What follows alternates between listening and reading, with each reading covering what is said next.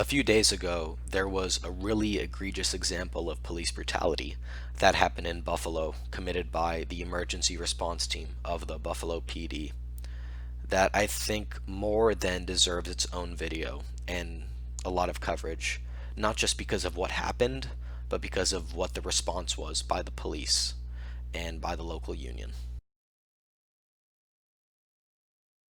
The loudest condemnation this morning is for police in Buffalo.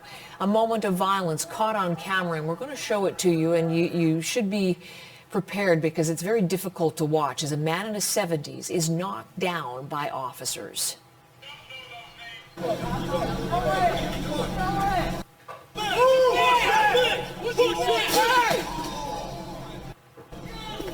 He is bleeding out of his ear. He's bleeding out of his ear. He's bleeding over here. He's bleeding out of his ear. Get him better. What? Help on me. I'm on the ground.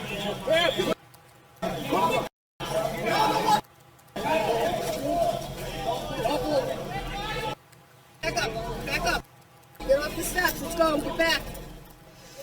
As you can see there, before an officer moves in front of the camera, another protester is arrested.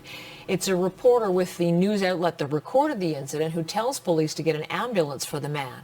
Buffalo's mayor says the 75-year-old is in serious but stable condition. He goes on to call the incident, quote, disheartening. New York's governor, Andrew Cuomo, calls what happened utterly disgraceful. 2 officers involved are now suspended, and an internal police investigation is underway. That video is grotesque enough on its own, but before I get into the discussion on the entire issue, we're going to take a look at an article from The Guardian that explains what happened after the fact, that makes the issue even more egregious than it was before. Here we have an article from The Guardian about what probably is even more grotesque about the situation that happened in Buffalo. New York State. 57 police resign from team to support officer suspended from shoving 75-year-old. More than 50 police officers in Buffalo have resigned in support of 2 colleagues who were suspended after a video showed them shoving a 75-year-old peace activist to the ground, who then cracked his head and was hospitalized with severe injuries. The resigning 57 officers comprised the entire Buffalo Police Department emergency response team. They will still be employed by BDP and be paid, but they will no longer work on the emergency response team. The shock development, which triggered a wave of social media outrage, is likely to heighten tensions in the city in New York State, which, like many other places, has seen widespread anti-police brutality protests in the wake of the killing of George Floyd by a white Minneapolis police officer. And I think the next part that I'm going to show from the article, which also shows the problem about police unions that I haven't talked about yet on this channel, but is very clear, is grotesque. And I'm going to show you that now.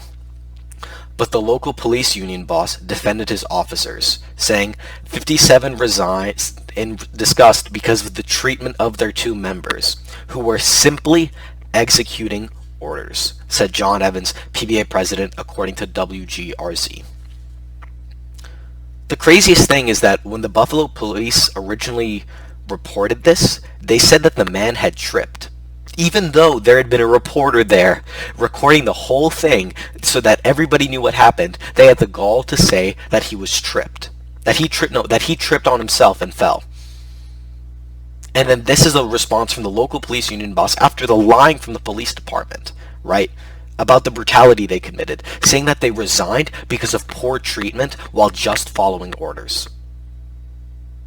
I mean, the statement that you're not at fault because you were just following orders seems to ring a bell in my mind for some reason about, I don't know, a particularly, just any military organization where when an atrocity is committed, you blame it on your higher-ups.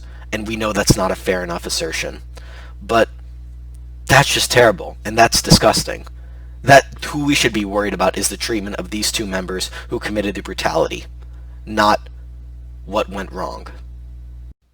I mean, I don't think I've ever seen a better refutation to the argument that it's just a few bad apples, right?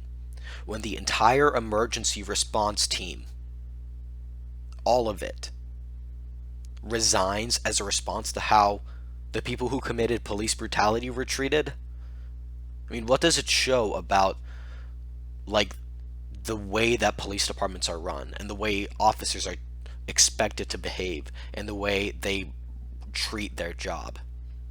I mean, just look back at that video and notice the point where one of the officers displays a genuine human reaction to somebody falling on the ground and bleeding and bends down to try to help the old man. And then his fellow officer behind him drags him and prevents him from going down there to show human sympathy, to take care of a person, to protect and serve, maybe. That's what happened, right? It's not even some bad apples that need to be fixed by the good apples. It's the entire system seems pretty messed up when 57 people go away. And when there's one person who tries to do the right thing, they're held back by the tide of everybody who submits to the same cruel and unjust system. I mean, I think the video puts it better than I ever could. It's super clear that it's not just a few bad apples, it's a systemic problem. Because when you have an institution that, I mean, the craziest statistic that you've probably seen on social media is that in one state, for example, it takes 840 hours of training to become a police officer and 1,600 to become a hairdresser. I mean, we give people 840 hours of training and then the sanction to legally, as an arm of the state, carry an arm, have the right to kill, have the right to intimidate people in order to keep our communities safe. And then what do we think the response is? What do we think the result is going to be? Right? Except a system that continues to fail at its goals of protect and serve. George Floyd was an example of protecting and serving not happening. What happened to that old man was an example of protect and serve not working. It's an example, it's a clear argument that something must be done for reform, right? I mean, something that's very interesting now is that the Minneapolis PD is set to actually disband its police department, which has the potential to do a lot of good. Because if local community organizations more centered around mental health and, actually addressing the root causes of crime like poverty come to power and fill in that vacuum, then maybe a lot of good things could come and there won't be that police brutality. Again, there's, the issue of what if state-sponsored police departments are replaced by private police departments that have even less accountability to justice? That's a problem that could resurface as well. And I think I'm definitely going to do a video on that on its own, because I think that's going to be an issue that comes up more as these protests continue to go on and many demands thankfully get to be met.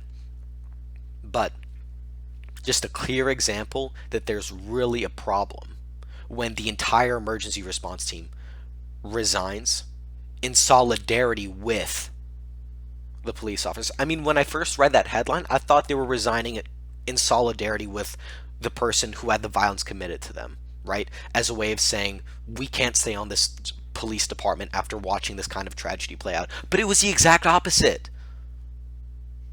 I mean, look at that video.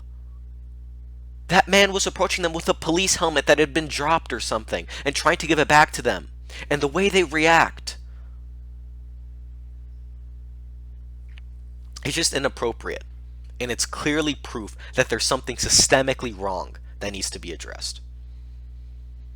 And so I think that's it for this video, guys. And please take care. Please stay safe. There's coronavirus still going on now, so please stay safe. Watch out for your friends and family members. And again, like always, I'm going to make sure to include information for organizations where you can donate. The ACLU, Black Lives Matter, the Bail Project. All these organizations are doing a lot of good work right now and need those funds to make sure that they can help protect people at this time when the police don't appear to be doing their job of protecting and serving. So thank you, and I'll see you guys later. Bye-bye.